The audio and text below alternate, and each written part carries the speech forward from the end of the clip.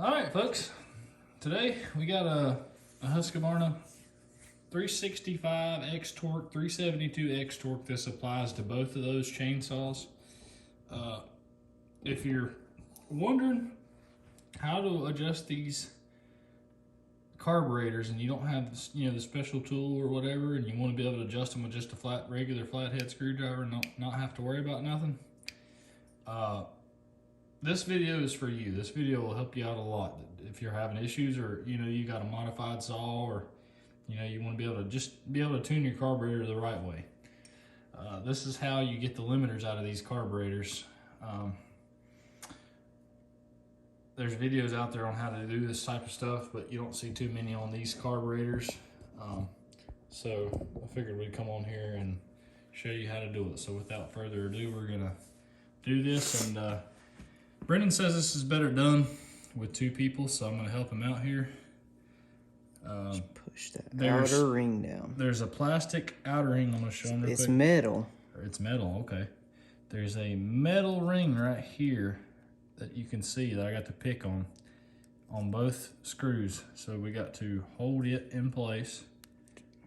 Yep. And then he's gonna back the screw all the way out. Kind of come this way a little bit. Here we go. Back the screw all the way out.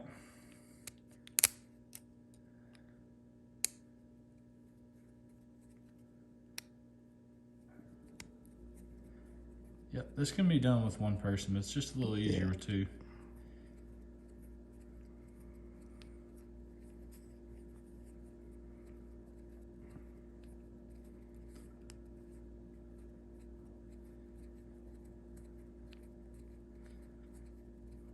Long screws, they're really long.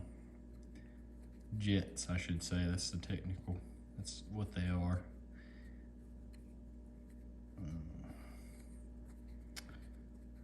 Is it out yet?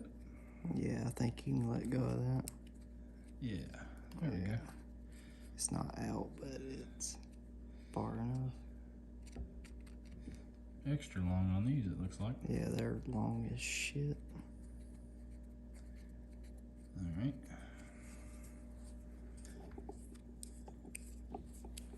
We'll pull out now. Oh, maybe. Should. Maybe not.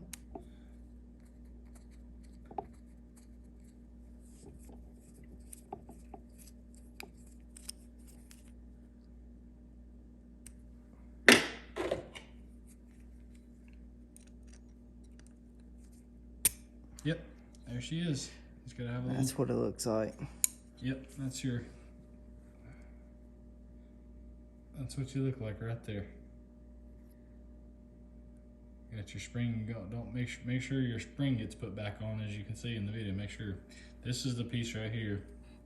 Stops you from turning. Stops you from turning the carburetor and adjusting it right there. That little piece, as you can see. That little piece, see, you can see the splines in there. If I turn it to the side there, just a little bit, you can see the splines into that. It splines into the screw head and keeps it from turning. This locks into the carburetor right there like that. As you can see, there's a notch there, and that special tool just pushes this in. Yep, and then splines onto that head. Yeah. So if you have the special tool, you don't have to do this. But if you don't have the special tool, this video is for you, and this is what you got to do to be able to adjust it. So that pretty much explains it. Other side's the same. The other side's the exact same way. I don't need to show you twice in a row, but we just figured we'd come on here and show you a little video. This is a what part? RWJ4. This is a Walbro RWJ4 carburetor on, and this carburetor is on the Husqvarna 372 XP X-Torq saws, which were 2011 and newer, correct? 2010 and newer, correct. And also the 365 X-Torqs, they were the same. If you have an old school 372, this don't apply to you. If you have the OE ones, and another way you can tell is if your compression release is on the top of your saw, that's an X-Torq cylinder. It'll have And the transfer caps. the removable caps. That's your intake. That's what your intake looks like. It's stratified.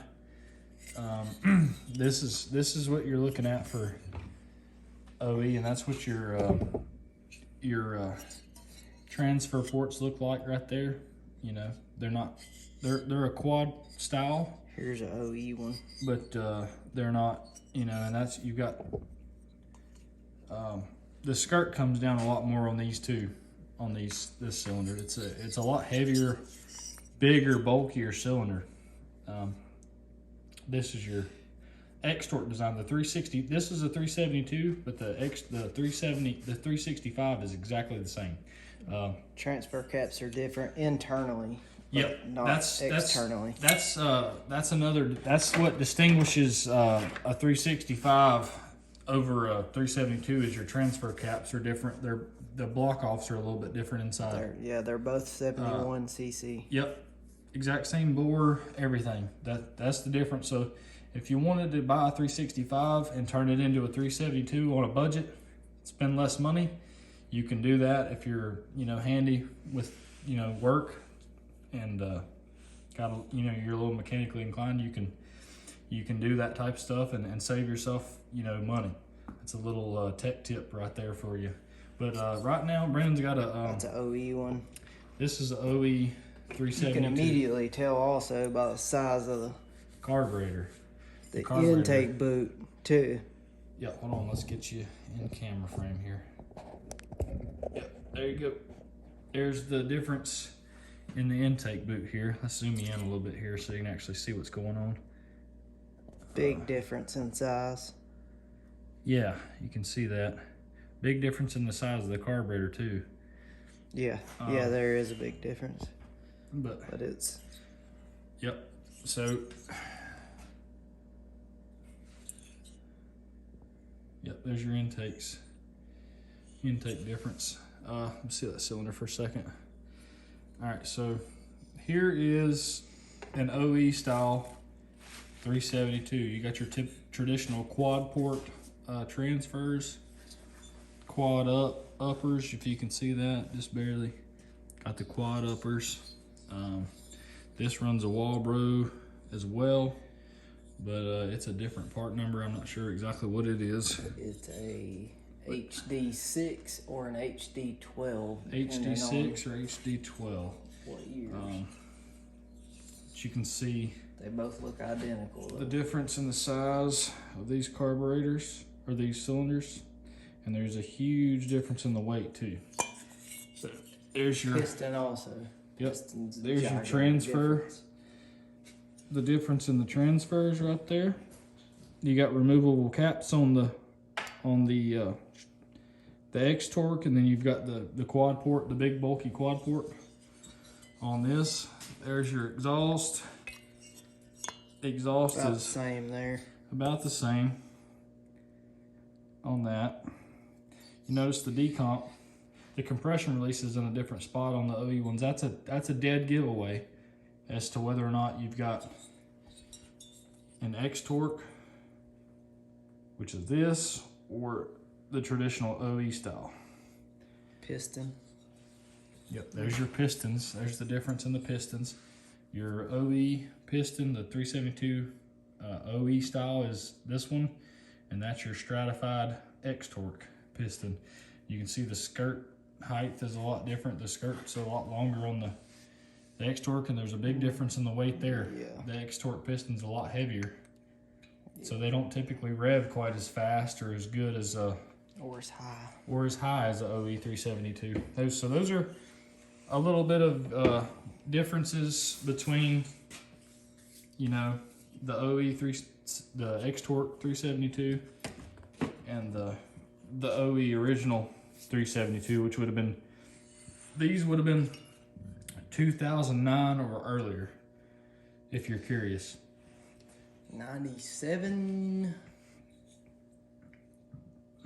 to 2009 would have been that same cylinder. The piston was different from the... And then you had the 371, which the piston was different, but the jug was. The case was slightly different on the 371. They updated the cases a little bit, made them a little bit stronger in the 372. In the bar mount area. In the bar mount area, that was where they tended to crack.